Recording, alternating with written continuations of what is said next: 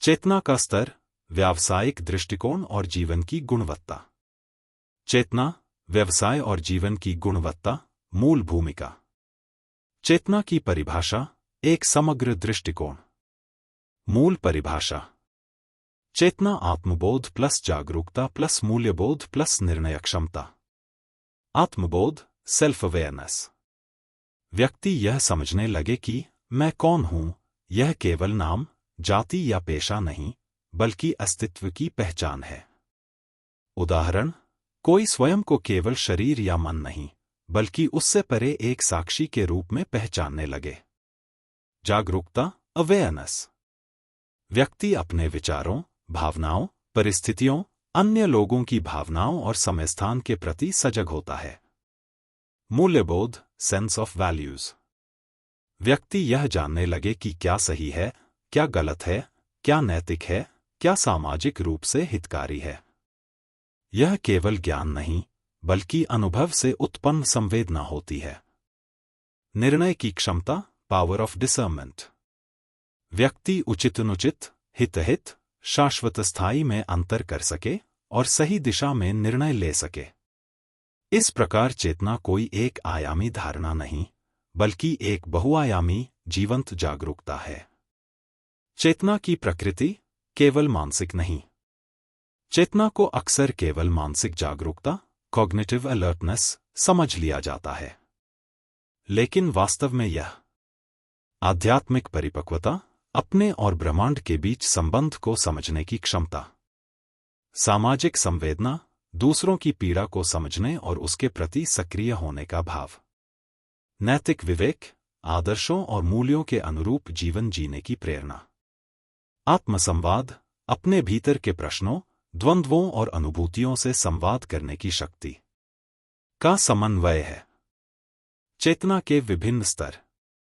मानव चेतना एक समान नहीं होती, यह विकासशील होती है। इसे हम 4 मुख्य स्तरों में समझ सकते हैं। अचेतन, अनकॉन्शियस। यह वह स्तर है जहां व्यक्ति के भीतर दबे हुए भय, आदतें, वासनाएं और अनसुलझे भावनात्मक अनुभव रहते हैं। व्यक्ति इनके प्रभाव में बिना जाने काम करता है। उदाहरण, बचपन की घटनाओं से बनी आदतें या अचानक क्रोध। अवचेतन, सबकॉन्शियस। इसमें वह स्मृति और अनुभव संचित होते हैं जो सतह पर नहीं रहते, पर जीवन के निर्णयों को प्रभावित करते हैं। यहां प्रतिक्रियाएं शर्तबद्ध होती हैं, जैसे कोई गंध किसी स्मृति को जगा दे। चेतन, कॉन्शियस। यह वर्तमान में सोचने, समझने और निर्णय लेने की शक्ति है। हम दिनचर्या के कार्य इसी चेतन मन से करते हैं। लेकिन यह बहुत सीमित है और अधिकतर समय अवचेतन या अचेतन ही हावी रहते हैं। अतिचेतन, सुपर कॉन्शियस। यह चेतना का सर्वोच्च स्तर है। यहां व्यक्ति को सहज प्रज्ञा, अंतःप्रेरणा, करुणा, विराटता और ब्रह्मा अनुभव की झलक मिलने लगती है। ध्यान, योग, सेवा और तप से इस स्तर का अनुभव संभव है। चेतना की परिभाषा का सारांश। चेतना वह शक्ति है जो हमें केवल जीवित नहीं रखती, बल्कि यह बताती है कि जीना क्या है, किस लिए, कैसे और किस दिशा में। यह न तो केवल बुद्धि है, न केवल भावना। यह व्यक्ति का अस्तित्वगत अनुभव है जो लगातार विकसित हो सकता है। मानव जीवन में व्यवसाय की भूमिका और दृष्टिकोण। व्यवसाय का सीमित नहीं, व्यापक अर्थ। व्यवसाय केवल आजीविका कमाने का तरीका नहीं होता। यह उस भूमिका को भी दर्शाता है जो व्यक्ति समाज में निभाता है। एक निर्माता, सेवा प्रदाता, शिक्षक, संरक्षक या मार्गदर्शक के रूप में। व्यवसाय वह दर्पण भी है जिसमें हम अपनी चेतना को कर्मरूप में प्रकट करते हैं।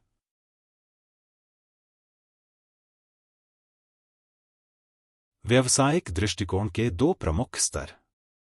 आजीविका अर्जन के लिए कार्य, लाइवलीहुड सेंट्रिक वर्क। लक्ष्य होता है पैसा कमाना, जरूरतें पूरी करना, जीवन यापन करना। यह आवश्यक है, लेकिन यदि यह ही अंतिम लक्ष्य बन जाए तो चेतना संकुचित रह जाती है। इस स्तर पर कर्म अक्सर केवल उत्तरदायित्व और बाध्यता के रूप में देखा जाता है। कर्म के रूप में कार्य, ड्यूटी सेंट्रिक और धर्मा सेंट्रिक वर्क। यहां व्यक्ति अपने कार्य को कर्तव्य, सेवा या स्वधर्म मानता है। इसका दृष्टिकोण होता है, मैं क्या दे सकता हूं? मेरा काम समाज, संस्कृति और सृष्टि के लिए कितना उपयोगी है? यह दृष्टिकोण चेतना के उच्च स्तर का संकेतक है। जैसे एक शिक्षक जो केवल वेतन नहीं, बच्चों का भविष्य बनाता है। एक किसान जो धरती से सच्चा प्रेम करता है। एक चिकित्सक जो सेवा को धर्म मानता है। चेतना और पेशे का अंतर संबंध। कुछ महत्वपूर्ण प्रश्न। क्या पेशा चेतना का निर्धारक है? नहीं, पेशा अपने आप में चेतना का स्तर निर्धारित नहीं करता। एक ही पेशा अलग अलग व्यक्तियों में भिन्न चेतना स्तर प्रकट कर सकता है। एक ही व्यवसाय में कोई व्यक्ति संकुचित स्वार्थ से प्रेरित हो सकता है, वहीं दूसरा सेवा और समर्पण की भावना से। क्या पेशा चेतना का प्रतिबिंब हो सकता है? हां, अक्सर व्यक्ति का पेशे के प्रति दृष्टिकोण उसकी चेतना को प्रकट करता है। यदि कोई सफाईकर्मी भी अपने कार्य को सेवा भाव से करे, तो वह उच्च चेतना का प्रतीक हो सकता है। दूसरी ओर, एक उच्च वेतन वाला अधिकारी यदि केवल सत्ता और लाभ में लिप्त है, तो चेतना का स्तर निम्न हो सकता है। क्या कोई भी पेशेवर, श्रमिक, शिक्षक, किसान या व्यापारी चेतना के किसी भी स्तर पर हो सकता है? बिल्कुल। चेतना का स्तर न तो पद से जुड़ा है, न ही पेशे से। यह जुड़ा है व्यक्ति की आंतरिक जागरूकता, मूल्यों और दृष्टिकोण से। पेशा बाहरी संरचना है, चेतना उसकी आत्मा है। एक ही पेशा किसी के लिए आजीविका, किसी के लिए साधना बन सकता है। निष्कर्ष।